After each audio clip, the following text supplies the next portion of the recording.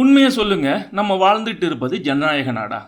Minority சட்டங்கள், மைனாரிட்டிகளுக்கு சலுகைகள் என அப்பீஸ்மெண்ட் நடவடிக்கைகள் இந்த நாடு ஒரு செக்குலர் நாடு இல்லை என்பதை ஏற்கனவே நிரூபித்து விட்டது. இப்போ ஜனநாயக நாடும் இல்லை என்பதை காட்டாமல் காட்டிக்கிட்டு இருக்கு. நம்ம நாட்டை ஆள்வது நாடாளுமன்றம். தேர்தலில் போட்டியிட்டு பல்வேறு கட்சிகளை சேர்ந்த உறுப்பினர்கள் இங்கே வருவாங்க, சட்டங்களை இயற்றுவாங்க. அது மேல் சபை கீழ் சபை இரண்டிலும் முன்வைக்கப்பட்டு விவாதிக்கப்பட்டு ஓட்டெடுப்பு நடத்தி நிறைவேற்றப்படும். பல நேரங்களில் பாராளுமன்ற நிலைக்குழுவுக்கும் அனுப்பி பிழைகள் சரிகள் எல்லாம் பார்க்கப்பட்டே நிறைவேற்றப்படும். இப்படி இருக்கையில் அப்படி நிறைவேற்றப்பட்ட சட்டத்துக்கு எதிராக அரசியல் கட்சிகளை வழக்கு போடுறாங்க.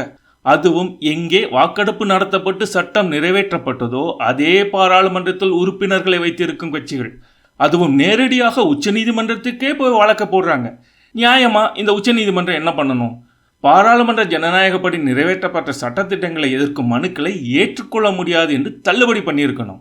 மாறாக அந்த வழக்குகளை ஏற்றுக்கொண்டது மட்டுமல்ல, அந்த சட்டங்களிலேயே திருத்தங்கள் செய்கிறாங்க. பரிந்துரைகள் இல்லை, திருத்தங்கள். உதாரணமாக லேட்டஸ்டாக கொண்டு வரப்பட்ட வக்ஃப் வாரிய திருத்த சட்டம். இந்த சட்டத்துக்கு எதிராக வழக்கை ஏற்றுக்கொண்ட மன்றம் கூடவே சட்ட திருத்தங்களுக்கு இடைக்கால தடையும் போட்டிருக்கு. இந்துக்கள் சொத்துக்களை நிர்வகிக்க இஸ்லாமியரை நியமிப்பீர்களா என்று கேட்டிருக்கும் கோர்ட் மாறாக இந்து கோவில்கள் சொத்துக்கள் அரசு கட்டுப்பாட்டில் இருக்கும் பொழுது வக்ஃபு சொத்துக்கள் மட்டும் முஸ்லீம்கள் கட்டுப்பாட்டில் ஏன் இருக்க வேண்டும் என்று கேட்கவில்லை. திருப்பதி சொத்துக்கள் எல்லாம் அரசு கட்டுப்பாட்டில் இருக்கு, அது ஒரு போர்டின் கட்டுப்பாட்டில் தானே இருக்கு என்று சிலர் புத்திசாலித்தனமாக கேட்கக்கூடும். சரிதான், திருப்பதி சொத்துக்கள் அதன் போர்டுக்கு தான் சொந்தம். மாறாக அது பழனி கோவிலின் சொத்துக்களை சபரிமலையின் சொத்துக்களை எல்லாம் சேர்த்து ஒன்றாக்கி ஹிந்து போர்டு என்று வைத்துக் கொள்ளவில்லை. அதுபோல மசூதிகளின் சொத்துக்களை அந்தந்த மசூதிகளே நிர்வகிக்க வேண்டியது தானே. எதற்காக ஒட்டுமொத்த இந்தியாவிற்குமாக ஒரு போர்டு, அதற்கு லட்சம் கோடி சொத்துகள்? நியாயமா இந்த வக்ஃப் போர்டு என்பதே கலைக்கப்பட்டு எப்படி திருப்பதி சபரிமலை பழனி எல்லாம் தனித்தனி போர்டுகளாக செயல்படுதோ அதே போல மட்டுமே செயல்படணும்னு சட்டத்தை மாற்றணும். ஆனால் அதை செய்யுமா பிஜேபி? செய்ய விடுமா உச்சநீதிமன்றம்? இதையெல்லாம் பார்க்கும்போது பலமான அரசு என்று நாம நினைக்கும் பிஜேபி காங்கிரஸ் போல அம்பிட்டு வலிமையான ஆட்சி இல்லை என்பது புரிகிறது.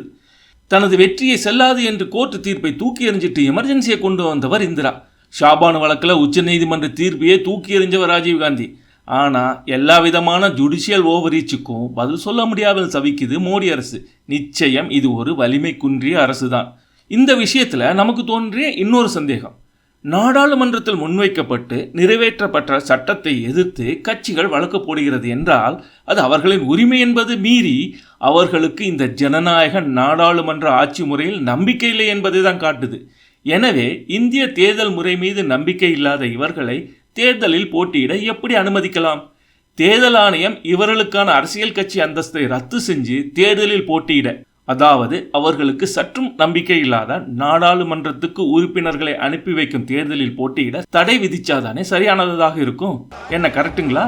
சரி என்றால் இந்த தொகுப்பை லைக் பண்ணி சப்ஸ்கிரைப் பண்ணி கமெண்டும் போடுங்க.